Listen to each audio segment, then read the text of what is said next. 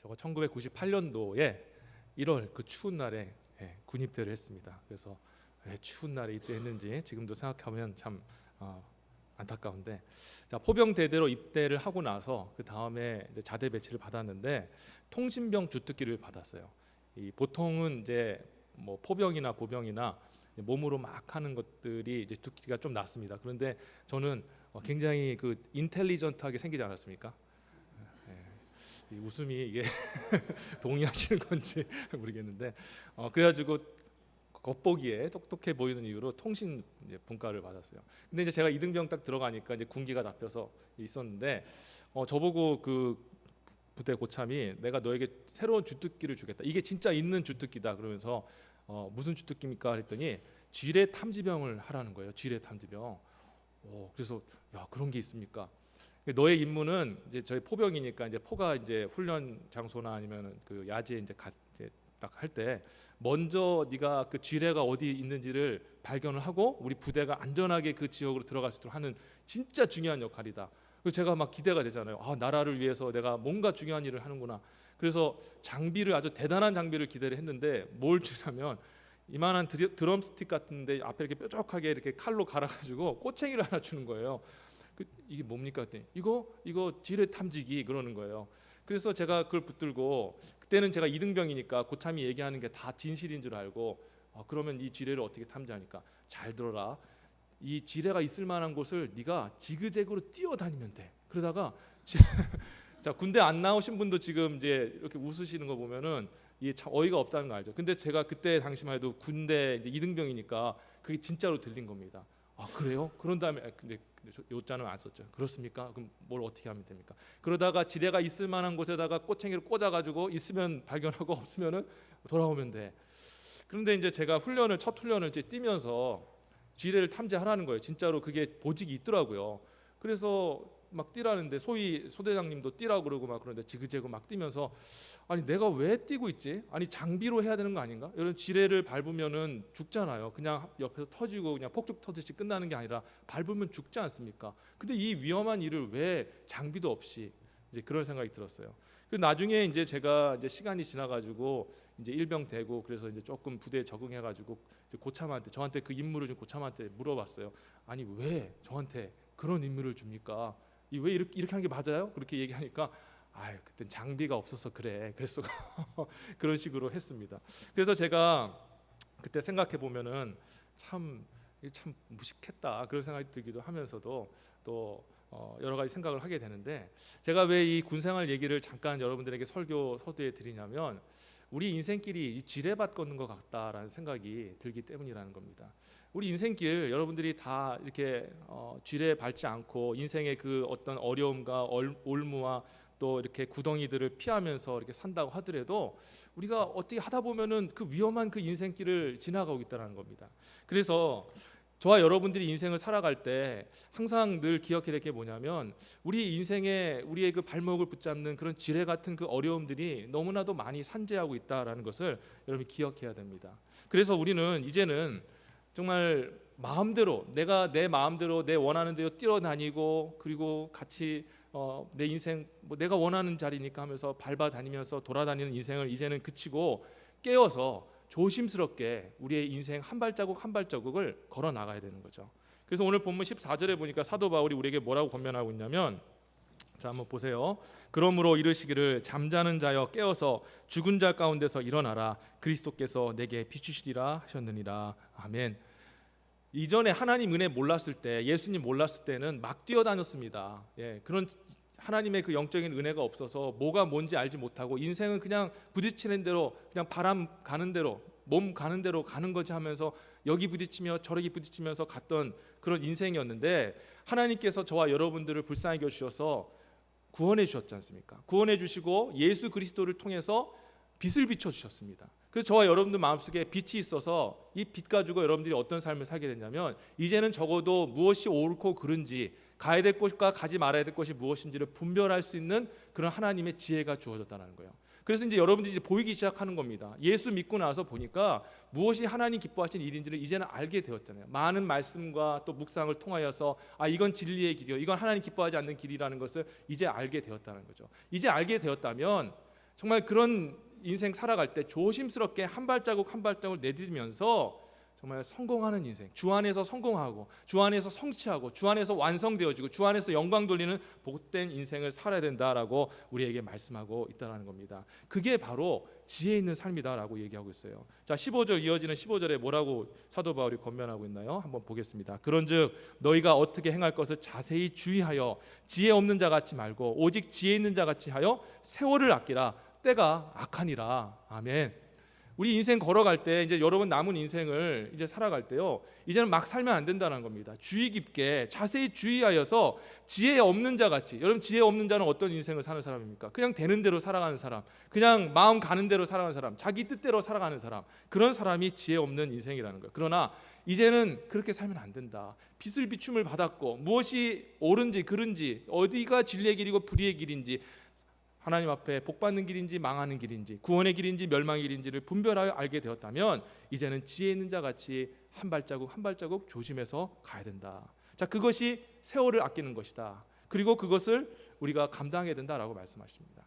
여러분, 오늘 사도 바울이 16절에서 세월을 아끼라 때가 악하다라고 했는데, 이 시대를 여러분들이 잘 이해를 하셨으면 좋겠습니다. 세월이 이제 얼마 남지 않았습니다. 최근에 엊그제 사건이 있었는데, 찰리 커크라는 그런 미국의 보수에 속한 그런 청년 지도자가 있었는데, 정말 충격적으로 유타에 있는 한 대학교에서 암살을 당해서 그 자리에 수많은 사람들이 지켜보는 앞에서 그렇게 죽음을 당하지 않았습니까? 정말 그래서 이 미국에 큰 슬픔이 왔는데, 근데 그분이 뭐 보수냐 뭐 좌파냐 우파냐 떠나서 정말 크리스찬인데, 정말 기독교의 그 마음을, 그 어떤 관점과 그 가르침을 가지고 많은 사람들에게 자유주의, 민주주의가 정말 얼마나 우수하고 우리가 그것을 따라야 된다는 것을 이렇게 선포했던 사람입니다. 근데 제가 이제 그분이 돌아가신 것에 대해서 참 안타깝기도 한데, 제일 충격을 받은 게 뭐냐면, 그분 나이가 31살이에요. 31살. 예. 31살이면 정말 너무너무 젊은 때 아닙니까? 근데 그분이 그 마이크를 잡고 있을 때 자기가 그 순간 죽음을 당할 줄 어떻게 알았겠냐는 거죠. 여러분, 태어나는 시기는 다 사람마다 다 순서가 있지만, 그러나 주님께 부름받는 시간은 정해지지 않았다는 것을 여러분 기억하셨으면 좋겠습니다. 여러분의 인생의 그 마지막 죽음이라는 관역에 여러분이 얼만큼 가까이 갔는지 저도 알 수 없고 여러분도 알 수가 없는 것입니다. 그렇기 때문에 우리의 인생, 지금 살같이 화살과 같이 빨리 흘러가는 그 인생 속에서 세월을 아껴야 합니다. 그게 지혜 있는 삶 아니겠습니까? 그러면 세월을 아끼기 위해서는 어떻게 살아야 될까요? 우리가 실수하면 안 됩니다. 실패하면 안 된다는 것이죠. 많은 사람들은 인생을 실패하면서 배운다고 얘기합니다. 실패는 성공의 어머니라고 얘기를 하잖아요. 그 실패하면 많은 것을 배운다. 그렇죠, 맞는 말입니다. 그러나 하나님 은혜 알지 못하는 사람, 그리고 하나님의 그 진리를 알지 못하는 사람이 그게 맞을 수가 있어요. 왜? 자신의 그 인생 그 어떻게 했는지도 알지 못하는 사람이 경험이라는 것을 통해, 실패를 통해 이건 아니구나라는 것들을 구별해낼 수 있는 것만 해도 참 지혜롭고 복된 인생을 살 수 있죠. 하지만 그것은 하나님의 그 은혜의 빛, 그리스도의 빛을 받지 못한 사람들 이야기고요. 우리는 이제는 주님께서 빛을 비춰주기 때문에 무엇이 옳은지 그른지를 이제 분별할 수 있게 되었습니다. 진리가 뭔지 알잖아요. 이 길 가는 것이 하나님께 영광된 길이라는 것을 알게 되었다는 거예요. 이제는 우리가 세월을 아끼기 위해서는 실수하면 안 됩니다. 실패하면 안 되는 거예요. 성공한 인생을 살아야 됩니다. 제가 말하는 성공은 육신의 성공을 얘기하는 게 아니라 영적인 성공, 하나님께서 기뻐하시고 영광 받는 그런 인생으로 저와 여러분이 살아야 된다는 거죠. 때가, 여러분, 시간이 얼마 남지 않았습니다. 저와 여러분에게 주어진 시간이 얼마 되는지 알 수가 없어요. 그렇기 때문에 조심해서 한 발자국 한 발자국 그렇게 우리가 나아가야 한다는 것이죠. 여러분, 그래서 우리는 어떻게 하면 지혜롭게 살 수 있을까? 정말 제가 말씀드렸던 것처럼 지뢰 가득한 그런 인생 속에서 넘어지고 실패하고 그렇게 후회하는 인생이 아니라 한 발자국 한 발자국이 성공하고 성취되어지고 하나님께 영광되어지는 복된 인생이 되기 위해서는 어떻게 살아야 될까? 오늘 에베소서 말씀을 통해서 두 가지만 살펴보겠습니다. 첫 번째는 뭐냐? 지혜로운 인생을 살기 위해서는 하나님의 말씀을 여러분들이 이해하는 삶을 살아야 된다. 주님의 말씀을 이해하는 삶을 살아야 된다라고 말씀하십니다. 17절 한번 보시겠습니다. 자, 그러므로 어리석은 자가 되지 말고 오직 주의 뜻이 무엇인가 이해하라. 그러므로 어리석은 자가 되지 말고, 이제 어리석은 인생, 실수하고 실패하는 인생 살지 않기 위해서는 주의 뜻이 무엇인지를 이해해야 된다고 얘기하고 있습니다. 자, 영어 성경으로 보면은요, Therefore do not be foolish, but understand what the Lord will is, 이렇게 나왔습니다. 자, 세상을 인식하는 방법은 두 가지가 있습니다. 첫 번째 방법이 recognize라고 하는데, 이 recognize라는 것은 영어 다시란 뜻과 이제 cognize, 인식하다는 뜻입니다. 그러니까 이게 어떤 거냐면 이전의 경험과 또 아니면 기억들을 통해서 깨닫게 되어지는 것을 얘기를 하는 거죠. 그러니까 예를 들어서 여러분들이 하나님의 말씀을 이제 오늘 듣는데 이 모든 말씀이 다 여러분의 삶 속에 지금 적용되는 것도 아닐 수도 있고 또 이번 주에 적용되는 말씀이 아닐 수도 있습니다. 그러나 여러분들이 마음속에 그 말씀을 받죠. 근데 어느 날 살다 보니까 어떤 문제와 환경 속에서 들었던 말씀이 딱 깨닫게 되어지는 거예요. 예. 이게 바로 레코그나이즈입니다. 깨달아 알게 되어지는 것. 그러니까 하나님의 전적인 은혜가 필요하죠. 자, 그런데 이렇게 하나님께서 우리에게 그 길을 제시해 주시고 삶의 그런 나아갈 방향도 주시지만 오늘 특별히 사도 바울이 우리에게 뭐라고 얘기하냐면 언더스탠딩을 통해서 이해하는 것을 통해서 하나님의 말씀을 깨달아 알라라고 얘기하고 있어요. 이 언더스탠이라는 말은요, 한마디로 말해서 더 깊이 그 안에 있는 의미와 원리와 관계를 정말 자기 힘으로 노력해서 파악하는 것을 얘기를 하는 것입니다. 그러니까 수동적으로 입을 딱 벌리고 자, 오늘 내가 준비됐으니까 저에게 말씀을 주십시오 하고 떠먹여주는, 물론 그런 것도 필요하겠지만 그러나 그게 아니라 내가 하나님의 말씀 붙들고 하나님, 내가 이런 문제가 있습니다. 이런 인생에 정말 지뢰 같은 문제가 있는데 이것을 해결하기 위해 어떻게 이 문제를 바라봐야 되고 문제는 무엇이며 어떻게 나아가야 됩니까? 라는 것을 하나님의 말씀을 펴서 적극적으로 여러분이 그 말씀을 연구하고 묵상하며 나가는 그 일을 하셔야 된다는 거예요. 그 일을 할 때 하나님께서 지혜를 주시고 깨달음을 주시는 겁니다.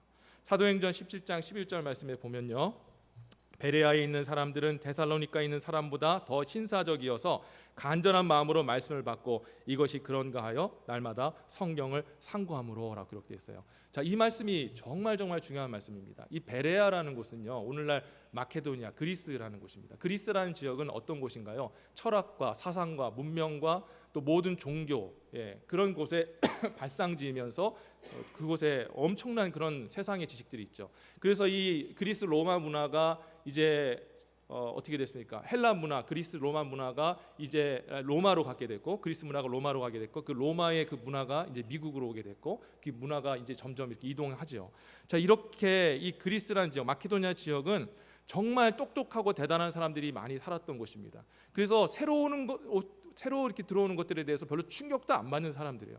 사도 바울이 복음을 전할 때 가장 힘들었던 곳이 어디냐면 아시아나 다른 어떤 지역이 아닙니다. 막 총은 없었죠. 칼 들고 활 들고 나 너 쏴 죽인다, 아니면 뭐 찔러 죽인다 하는 그런 위협이 있는 곳이 사도 바울에게 힘든 게 아니라 바로 이 마케도니아 지역, 그리스 지역이 복음 전하기가 정말 힘들었던 거예요. 왜냐하면 복음을 전해도 그 사람들은 생명의 복음으로 받지 않고 그것을 그냥 어떤 한 놀라운 새로운 지식과 지혜의 하나로밖에 생각 않기 때문에 참 복음 전하기 힘들었던 곳입니다. 그런데 사도 바울은 성령의 역사를 믿고 복음을 증거했잖아요. 정말 그리스도인들이 생각할 때 뭐 죽은 자가 다시 살아난다고, 다시 예수라는 자가 우리를 구원한다고, 이런 말도 안 되는 것이지만 하나님의 복음이고 그리스도의 복음이기 때문에 담대하게 선포했을 때 어떤 일이 일어났습니까? 그 하나님의 그 말씀의 역사가 일어나서 그 강팍했던, 정말 교만이 하늘로 찔렀던 그런 그리스도인들이 예수를 믿게 되어지고 그곳에 교회가 세워지는 놀라운 역사가 일어나게 되었다는 거예요. 특별히 이 베레아 사람들이 하나님의 말씀을 상고했다는 것은 언더스탠딩 했다는 것인데,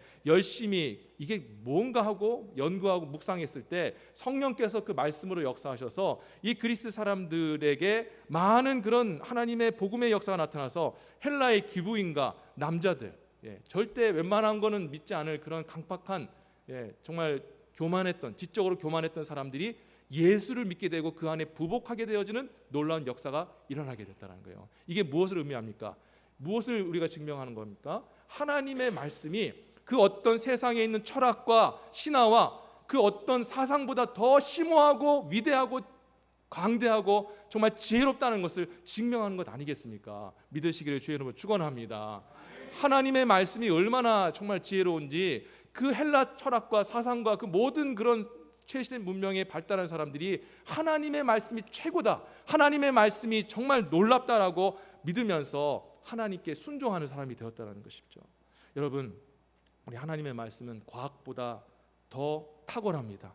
모든 어떤 논리보다 더 뛰어난 논리가 있으시며 하나님의 말씀은 심오한 어떤 사상보다 더 깊고 모든 사상의 뿌리가 바로 하나님의 말씀인 줄 믿으시기를 주의 이름으로 축원합니다.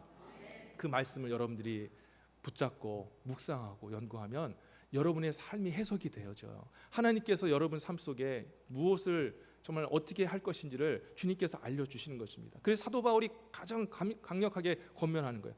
시간을 아끼고 때를 아끼기 위해서 우리가 실수하지 아니하고 실패하지 않는 주 안에서 성공하는 인생, 성취하는 인생, 하나님께 영광 돌리는 인생 살기 위해서는 하나님의 말씀을 붙들어라. 말씀을 붙들고 살아가는 그런 성도님이 되어야 된다라고 말씀하고 있는 것입니다. 사랑하는 성도 여러분, 말씀으로 승리하시는 저와 여러분 되시기를 다시 한번 주의 이름으로 축원합니다. 아멘. 자, 두 번째로 우리가 보실 말씀은 자, 어떻게 하면 우리가 승리하는 인생을 살 수 있는가? 성령의 충만함을 받아야 됩니다. 성령의 충만함을 받아서 성령의 능력으로 이 악한 세상을 우리에게 이겨내야 된다라는 것을 기억하셨으면 좋겠습니다. 자, 다시 한번 우리가 16절을 다시 한번 보겠습니다. 16절에 뭐라고 되어 있습니까? 세월을 아끼라, 때가 악하니라. 자, 이 시대를 말씀드리자면 이 시간이 빨리 흐르는 세월같이 살같이 흐르는 시대입니다. 우리 얼마 남지 않았습니다. 오해하지 마세요. 빨리 돌아가시라고 그런 얘기하는 거 아닙니다. 얼마 남지 않았어요. 모르잖아요. 그래서 시간을 아껴야 됩니다. 그런데 하나님이 뭐라고 오늘 사도 바울을 통해서 정의하냐면 이 시대는 악이 창궐하는 시대다라고 얘기합니다. 여러분 악 얘기 많이 들어봤죠. 죄악, 근데 이 악이 얼마나 무서운지 여러분들이 아셨으면 좋겠어요. 여러분 우리가 제가 80년대, 90년대 때 청소년기, 청년 때를 이제 지내왔습니다. 그래서 여러분 드라마 중에 응답하라 1988 혹시 아십니까? 모르세요? 1988 때 나 지금 그때 응답할 때 아니었는데요. 바쁘게 살았어요. 근데 제가 그 드라마를 한번 봤는데 제 나이 또래 되신 분들은 아마 아실 거예요. 70년대 초반에서 또 80년대 계신 분들은 아시는데 참 그때 행복했습니다. 이 낭만이라는 게 있었어요. 그래서 1988년도 막 올림픽 할 때 그때 한국이 막 경제도 발전하고 근데 무엇보다 이제 이웃 간의 사랑이 너무나도 넘치지 않았습니까? 이제 뭐 그 드라마에서는 이제 쌍문동이라는 곳에서 이제 그 주택가에서 이제 청소년들이 이제 거기서 막 이렇게 지내잖아요. 근데 그때 그 참 마음에 와닿던 게 이 주인공들이 이제 서로 집을 왕래하는데 마치 자기 집을 드나들듯이 막 왔다 갔다 해요. 그래서 가서 밥도 먹고 저도 서울 사람이라서 이제 아파트에 살았습니다. 아파트밖에 없었어요. 부에서 아니라 아파트밖에 없어가지고 살았는데 그때 이제 제가 다녔던 뭐 초등학교, 중학교 때 이 같이 아파트에 같은 동에 살았는데 문을 다 열어놓고 살았습니다. 그래서 제 친구들이 이렇게 있어가지고 이제 가끔씩 친구 집에 가면은 그냥 들어갔어요. 그냥 들어가서 안녕하세요 인사하고 친구 어머니한테 인사하고 그래서 아줌마 뭐 먹을 거 없어요? 그럼 그 냉장고에 한번 열어봐 하면서 이제 열어보면 아이스크림도 꺼내 먹고 너 배고프니? 너 밥 먹고 갈래? 그러면 제 친구도 없는데 가서 밥 주세요. 저 밥 먹고도 가기도 했습니다. 어느 날 또 제 친구도 와가지고 밥을 먹고 있어요. 참 희한한 지금 상상할 수 없는 일이죠. 그런데 제가 왜 이 말씀 드리냐면 그때의 시대를 살아갔을 때 아마 여러분도 그때 참 좋은 시절을 살았는데 세상에 전쟁도 없었고 되게 평화로웠거든요. 물론 이제 제가 그 역사를 그때 어려서 잘 알지 못해서 이전에 무슨 세계 대전도 있었고 뭐 참 참혹한 세상이 있었을지 모르겠지만 적어도 제가 그때 한참 자랐을 때는 평화의 시기였습니다. 그러다 보니까 어떤 마음이 들었냐면 세상은 참 좋은 곳이구나, 평화로운 곳이구나, 참 좋은 곳이구나. 그래서 제가 이제 경영학부 대학을 가는데 국제 경영학이라는 게 유행을 했습니다. 이제는 이제 한국을 뛰어넘어서 우리가 이제 위아더 월드 하나가 되었기 때문에 국제적으로 경영해야 되면서 이제 그런 걸 이제 전공을 하게 됐는데 그래서 세상에 저는 선만 가득한 줄 알았어요. 세상이 정말 좋은 줄 알았어요.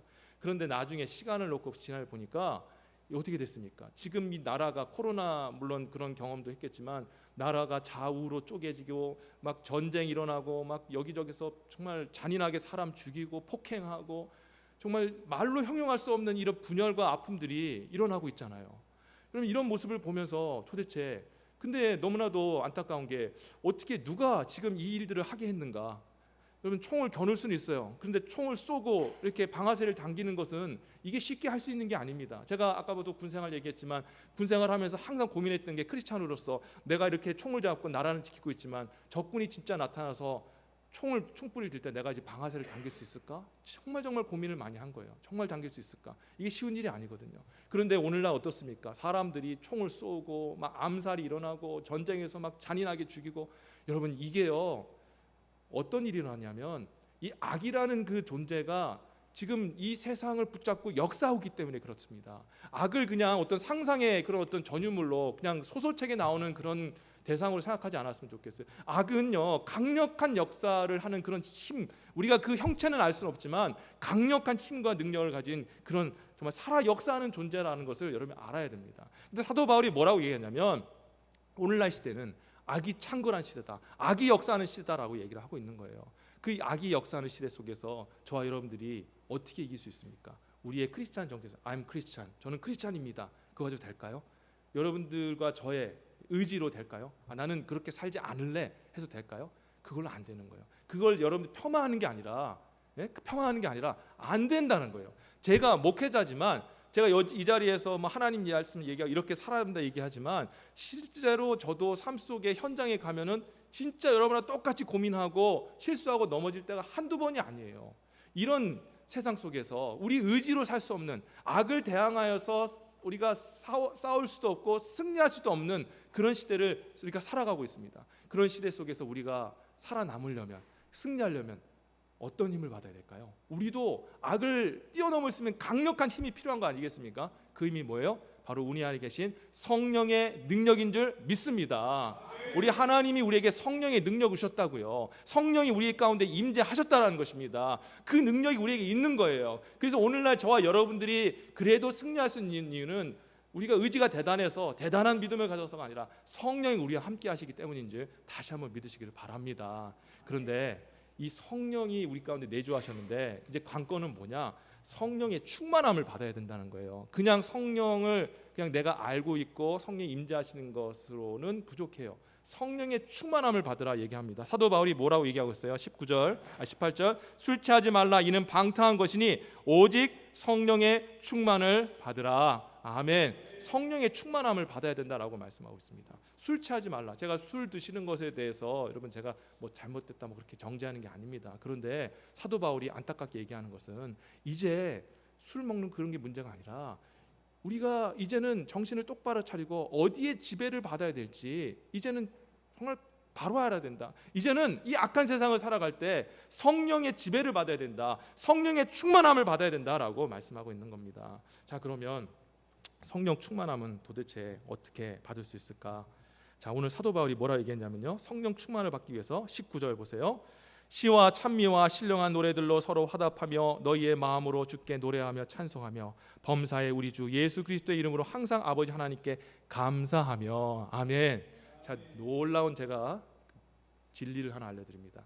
성령이 내주하고 계신 성령님을 우리 안에서 충만하게 역사하시도록 하나님께 주신 방편이 있는데 그 방편이 뭐냐? 바로 하나님께 찬양하고 감사하는 것인 줄 믿으시기를 축원합니다. 여러분, 이게 왜 이런지 한번 제가 알려드릴게요. 자, 대표적인 예가 다윗의 예인데 다윗이 하나님의 영을 받았습니다. 이전부터 하나님이 함께 하셨던 분인데 특별히 기름을 붓고 나서 하나님의 영이 임했습니다. 자, 그런데 이 사울은 그 대신에 악신이 임했습니다. 그래서 사람들한테 막 악한 일을 행하고 다윗에게 창을 던지고 그렇게 했죠. 자, 그런데 이렇게 악신이 임해서 모든 사람들을 괴롭게 할 때 그때에 다윗이 와서 사울 왕이 위해서 하나님 앞에 찬양을 합니다. 사무엘상 16장 23절 보시면 하나님의 부르신 악신이 사울에게 이를 때에 다윗이 수금을 취하여 손으로 탄즉 사울이 상쾌하여 낫고 악신이 그에게서 떠나더라. 아멘. 찬양을 하니까, 하나님 앞에 찬양을 하니까 하나님께서 다윗 안에 역사하셨던 그 성령으로 충만하게 하셔서 그 성령의 권능으로 악신이 떠나가게 되어지는, 다윗 안에 있는 그 악신이 아니라 사울 왕에 있는 그 악신이 떠나지는 놀라운 역사가 일어나게 되었다는 거예요. 이게 성령의 권능입니다. 근데 이 성령의 권능이 언제 나타나냐? 찬양할 때 나타나는 거예요. 여러분, 근데요, 잘 들어보세요. 찬양만 하면 되는 게 아니라 찬양이 왜 하나님의 권능의 능력의 그런 방편이냐? 찬양이라는 것은요, 하나님의 하신 일을 나타내는 거잖아요. 그렇죠? 하나님이 전능하시다, 하나님이 광대하시다, 하나님은 위대하시다, 하나님은 모든 걸 다 아시는 분이시다. 그 하나님의 그 하나님 되심을 인정하고 선포하는 게 찬양 아닙니까? 여러분, 그렇잖아요. 그래서 그 음유를 붙여서 하는 것이 그게 찬양이고 찬송 아니겠습니까? 그런데 우리 성령님은 언제 가장 기뻐하시고 역사하시냐면 하나님이 하나님 되실 때, 예수가 그리스도 되실 때 그때 충만하게 역사하시는 거예요. 이게 그 찬양의 원리라는 것입니다. 그냥 찬양했다고 되는 게 아니라 찬양을 할 때 하나님의 성호가 찬양이 돼야 되는 거예요. 하나님은 위대하십니다. 하나님 우리를 구원하셨습니다. 하나님은 우리의 주님 되십니다. 주권자 되십니다 라는 것을 선포하는 것이 찬양입니다. 그렇게 선포되어질 때 우리 안에 성령이 역사하시는 거예요. 악을 이길 수 있는, 악을 대항하여 싸워서 악을 짓누를 수 있는 성령의 역사가 그때 나타나는 것입니다. 설교를 들으실 때 여러분이 아멘 하시잖아요. 근데 요즘 이제 우리가 미국에 와서 그런지 설교를 하게 되면은 믿습니까? 그러면 그럽니다. 예, 이해하시는 그 뭐 마음으로 이해하시니까. 근데 아멘도 찬양이에요. 예? 잘 들어보세요. 아멘은요 어떤 뜻이냐면 그러합니다라는 뜻을 가지고 있습니다. 여러분 이 이스라엘 백성들이 괜히 아멘한 게 아니에요. 아멘 주 예수여 어서 오시옵소서 그러합니다. 당신이 오실 것을 믿습니다 하고 아멘 하고 찬양한 겁니다. 이게 뭐냐면 하나님의 하나님 되심을 인정하는 거예요. 그래서요 제가 설교를 하는데 제 말이 아니라 제가 여러분 아시다시피 I 성향 아닙니까? I 성향 이가 아니고 굉장히 샤이하고 단상에서 내려가면 굉장히 조용한 사람인데 이 단상에 올라가면 제가 사람이 바뀌어요. 목사님 이중인격인가? 아니에요. 이중인격. 인격은 하나인데 제 안에 성령의 역사하니까. 왜 성령의 역사하냐면요 하나님의 말씀을 증거하니까 제 안에 성령의 역사해가지고 여러분들에게 담대하게 말씀을 전하는 거예요. 저도 그렇게 못 살면서도 그러면 양심이 있으면은 저도 잘 못 사는데요. 그렇게 하는데도 사십시오라고 얘기하는 것은 제가 잘나서가 아니라 제 안에 역사하신 성령 때문에 그런 거예요. 근데 제가 왜 성령이 역사할까? 하나님 증거하니까 하나님이 살아계신 우리 하나님이시고 주권자시고 구원자시고 예수가 우리의 주님이심을 제가 선언하니까 제 안에 성령이 역사하시는 거 아니겠습니까? 여러분 아멘이라는 게 그런 거예요. 그래서 설교를 여러분 들을 때 아멘 아멘 아멘 하면요 그 아멘을 통해서 여러분이 잠자고 있던 영혼이 사는 거예요. 잠자고 계신 그 성령이 여러분 안에서 움직이기 시작하고 역사하기 시작하는 겁니다. 하나님의 은혜가 부어주시는 것입니다. 기도도 똑같은 거 아닙니까? 예레미야 33장 3절에 보면요 너는 내게 부르짖으라 내가 내게 응답하겠고 내가 알지 못하는 크고 비밀한 일을 내게 보이리라. 아멘. 기도가요 제가 나중에도 제가 이번 토요일마다 하는 우리 전교인 새벽 기도회 때 기도에 대한 특강을 하고 있어요. 여러분 꼭 오셔서 들으시기 바라겠습니다. 이 기도가 뭐냐면 처음에는 하나님 앞에 우리가 간구하는데 깊은 기도로 들어가게 되면 어떤 기도가 나오냐면 하나님의 성호를 찬양하게 돼요. 그래서 깊이 들어가게 되면 하나님 당신은 참 좋으신 분이십니다. 하나님 정말 하나님 위대하신 분이십니다 하고 하나님을 높이게 돼요. 그게 깊은 기도거든요. 근데 그 기도를 하게 되어지면요 어떤 일이 벌어지게 되냐면 하나님의 영이 충만하게 역사하셔요. 근데 성령은 어떤 분이십니까? 성령은 하나님이시잖아요. 하나님이시면 알파와 오메가 하나님이시며 과거도 알고 현재도 알고 미래도 아시는 분이 하나님 아니십니까? 그래서 성령이 충만하게 임하면요 기도할 때 성령이 충만하게 임하면은 어떤 일이 벌어지게 되냐면 과거가 해석되어지고 현재 지금 내 상황이 이해가 되어지고 미래에 어떤 일이 일어나게 될 것인지를 하나님께서 알게 해준다는 거예요. 이게 바로 말씀과 성령을 통해서 우리에게 빛을 비춰주시는 것, 진리의 길로 인도해 주시는 겁니다. 우리 그 깨달음을 통해서 성령께 주시는 깨달음을 통해서 한 발자국 한 발자국 걸어 나가는 거예요. 실수가 없어집니다. 그리고 실패가 없는 거예요. 하나님께 영광된 길을 갈 수가 있는 것입니다. 여러분 그래서 기도도 마찬가지로 이렇게 하나님 앞에 기도하며 하나님을 찬양할 때 여러분 나타나는 겁니다. 감사는 똑같은 거예요. 감사도 찬양의 한 부분입니다. 찬양은 하나님을 인정하는 것이 노래라는 것에 같이 곡조가 합쳐서 드리는 것이 찬양이라면 감사는 그냥 우리의 입술로 하나님 앞에 말로 하나님의 그 일하심과 성취하심을 선포하는 것입니다. 그래서 이 감사를 여러분들 하게 되면요 여러분 마음속에 변화가 일어납니다. 특별히 입술을 들어서 하나님 감사합니다 감사합니다 하면 여러분의 마음속에 어두운 그림자가 사라지고 그 안에 빛이 비춰지게 되어지는 놀라운 역사가 일어나는 줄 다시 한번 주의 이름으로 축원합니다. 왜냐하면 입술이라는 것에 권세가 있거든요. 하나님 주신 그 입술의 권세로 우리가 불평하면 이 불평과 원망은요 순간 마음은 후련하죠. 누군가 잘못 인간관계 속에서 막 상처받고 또 막 화가 나면은 에이씨 하면서 막 너 때문이야 막 그러면서 시원하는데 그렇게 원망하고 우리 입술을 하나님 기뻐하지 않는 입술로 쓰면은 우리 마음속에 빛이 하나씩 꺼져요. 예, 그래서 완전히 어두운 간절됩니다. 그래서 원망하고 불평한 사람 치고 영혼이 온전한 사람이 없어요. 그런데 놀랍게도 감사하게 되어지게 되면 마치 그 전등의 불이 하나씩 하나씩 켜지는 것처럼 내 마음이 밝아지기 시작해요. 소망이 생기기 시작하는 겁니다. 성령의 역사니까요. 그러면서 하나님 감사합니다. 감사가 뭐예요? 하나님 당신이 하신 일이 맞습니다. 하나님 당신이 이렇게 이루신 것들이 저는 맞다고 저는 인정합니다. 감사합니다. 그런 거 아니겠어요? 그 감사를 하게 되면 내 안에 있는 그 어둠들이 사라지면서 밝게 바뀌고 소망의 사람으로 바뀌게 되는 줄 믿으시기를 주 여러분 축원합니다. 여러분, 그래서 우리가 이 악한 세상, 사탄이 정말 이 악을 가지고 많은 세상 사람들과 특별히 성도들을 무너뜨리고 낙심케 하고 절망케 하고 입에서 원망하고 불평하고 서로 반목하게 만드는 이 세상 속에서 우리가 감사하고 하나님 앞에 찬미하고 찬양함으로 여러분 영적 전투에서 승리해야 될 줄 믿습니다. 이제 말씀을 맺도록 하겠습니다. 인생을 멀리서 보면은 희극이고 가까이서 보면 비극이다라는 그런 말씀이 있습니다. 유명한 격언인데 맞는 말이죠. 가까이 가면은 여러분들 참 너무나도 멋있고 정말 아름다우시고 참 이쁘신데 참 인생을 자세히 들여다보고 대화하다 보면은 정말 인생 지뢰밭 많이 밟으시고 넘어지고 쓰러지셨잖아요. 그죠? 근데 이제는 우리가 시간이 얼마 남지 않았습니다. 정말 이제는 지혜롭게 살아야 되지 않겠습니까? 그러기 위해서는 승리하는 삶을 이제는 살아야 될 줄 믿습니다. 정말 청년회 때 했었던 그런 우리의 실수, 그런 것들은 이제는 그만해야 되지 않겠습니까? 저는 인생을 여러분 의사가 되는 과정이라고 생각해요. 물론 의사뿐만 아니라 다른 전문가도 마찬가지겠지만 의사가 되기 위해서는 처음에 많은 것들 배우죠. 뭐 화학도 배우고 뭐 여러 가지도 배웁니다. 어려워요. 그런데 이제 대학 의대 가면은 조금 더 집중해서 조금 더 자세히 배우고 그 다음에 이제는 어떻게 됩니까? 수련을 거쳐서 전문의가 돼서 이제는 자신의 그 전공 분과를 정하고 정확하게 자기가 딱 전공한 곳으로 나가잖아요. 여러분, 우리 인생도 마찬가지라고 생각합니다. 이제는 실패와 그런 것을 통해서 배우는 것들 이제는 그치고 그 청년 때 하면 되는 거예요. 이제는 여러분들이 나이가 먹고 시간이 얼마 남지 않았기 때문에 이제는 여러분의 인생을 이제는 더욱더 뾰족하게 만들어서 성공하는 인생, 악을 깨고 하나님 앞에 영광 올려드리는 인생을 살아야 될 줄 믿습니다. 그러기 위해서는 하나님의 말씀을 여러분들이 읽으시고 말씀 안에서 여러분이 살아가셨으면 좋겠습니다. 그리고 성령의 충만함을 받으세요.